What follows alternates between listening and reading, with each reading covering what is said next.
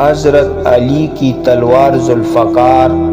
ایک دفعہ حضرت علی رضی اللہ تعالیٰ عنہ کہیں بیٹھے ہوئے تھے۔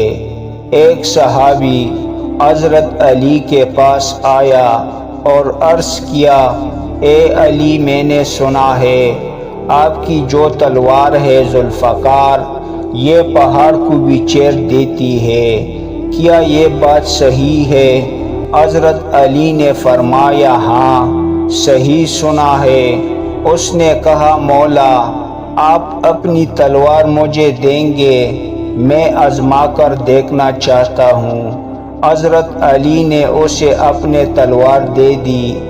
اس شخص نے زور سے دیوار پہ ماری لیکن کچھ نہیں ہوا، تو اس نے حضرت علی سے کہا کہ آپ تو کہہ رہے تھے کہ پہاڑ کو بھی توڑ دیتی ہے لیکن دیوار تو نہیں ٹوٹی۔ مولا علی نے مسکراتے ہوئے فرمایا، میں نے تمہیں اپنی تلوار دی ہے، اپنا ہاتھ نہیں۔